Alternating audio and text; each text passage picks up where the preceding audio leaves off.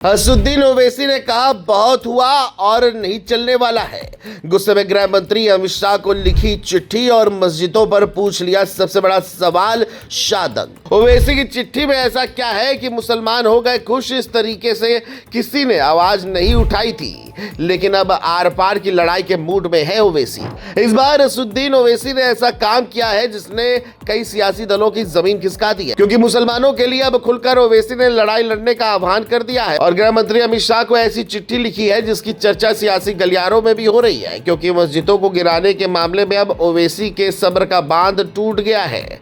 लगातार हो रही कार्रवाई ने एक और जहां मुसलमानों के दिलों की धड़कनें बढ़ाई हुई है, तो वही अब ओवैसी ने आर पार की लड़ाई का मन बना लिया है। लेकिन सवाल है कि आखिर अमित शाह को लिखी चिट्ठी में ऐसा क्या है जिसने मुसलमानों को खुश कर दिया है। चलिए आपको सब बताते हैं। दरअसल राजस्थान की भारत पाकिस्तान सीमा से लगे जिलों में चल रही बुलडोजर कार्रवाई ने अब बड़ा राजनीतिक रूप ले लिया है। बीकानेर, फलौदी, जैसलमेर और बाड़मेर में कथित अतिक्रमण हटाने की कार्रवाई के बीच मस्जिदों, मदरसों और दरगाहों पर भी कार्रवाई की खबरें सामने आई है। इसके बाद AIMIM प्रमुख असदुद्दीन ओवैसी खुलकर मैदान में उतर आए हैं। ओवैसी ने केंद्रीय गृह मंत्री अमित शाह से इस कार्रवाई को तुरंत रुकवाने की मांग की है। उन्होंने सोशल मीडिया पर सवाल उठाया कि आखिर सीमा सुरक्षा और अतिक्रमण हटाने के नाम पर पुलिस धार्मिक स्थलों पर ही कार्रवाई क्यों कर रही है।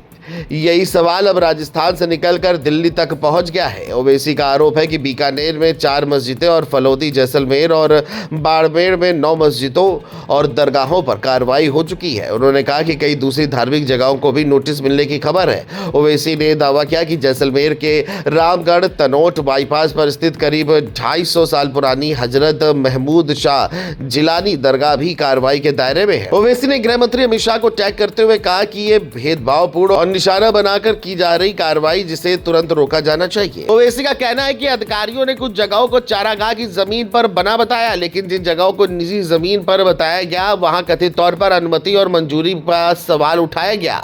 ओवैसी ने इसे दोहरा मापदंड बताया। दूसरी तरफ प्रशासनिक कार्रवाई से जुड़ी रिपोर्टों में कहा गया कि भारत पाकिस्तान सीमा से 50 किलोमीटर के दायरे में अवैध निर्माण और अतिक्रमण हटाने का अभियान चल रहा है। ओवैसी ने शाह से पूछे 3 सवाल। सिर्फ मुस्लिम स्थलहीन निशाने पर क्यों? बॉर्डर जिलों में अचानक कार्रवाई क्यों? क्या सुरक्षा के नाम पर भेदभाव हो रहा?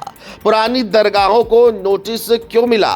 केंद्र सरकार कब देगी जवाब? खबरों के मुताबिक भारत पाकिस्तान सीमा के आसपास सुरक्षा व्यवस्था मजबूत करने और अतिक्रमण हटाने के लिए अभियान चलाया जा रहा है। सीमा के पास खाली और नियंत्रित क्षेत्र रखना सुरक्षा एजेंसियों की जरूरत मानी जाती है, लेकिन ओवैसी और दूसरे विपक्षी नेताओं का तर्क है कि अगर कार्रवाई नियमों के आधार पर हो रही है तो हर धर्म, हर संस्था और हर अवैध निर्माण पर एक जैसा नियम लागू होना चाहिए। पूर्व मुख्यमंत्री अशोक गहलोत ने भी सवाल उठाया कि कार्रवाई में किसी खास समुदाय की धार्मिक जगहों पर ज्यादा असर क्यों दिख रहा है। सबसे बड़ा सवाल निकलता है कि क्या इसके पीछे कोई राजनीतिक साजिश है। ओवैसी ने सीधे तौर पर इसे टारगेटेड कार्रवाई कहा है। उनका कहना है कि जिन इलाकों में कार्रवाई हो रही है वहां रहने वाले लोगों पर किसी देश विरोधी गतिविधि में शामिल होने का आरोप नहीं है। दूसरी तरफ भाजपा का कहना है कि राष्ट्रीय सुरक्षा पर राजनीति नहीं होनी चाहिए और सीमा क्षेत्र में अवैध निर्माण हटाना जरूरी है। इस बहस में सच क्या है? ये जमीन के दस्तावेज, नोटिस, प्रशासनिक आदेश और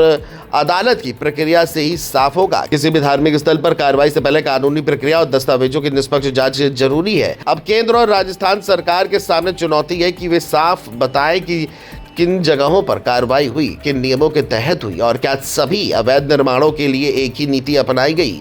अगर प्रशासन दस्तावेजों और कानून के साथ जवाब देता है तो विवाद कम हो सकता है, लेकिन अगर सवालों का जवाब नहीं मिला तो यह मुद्दा और बड़ा होगा।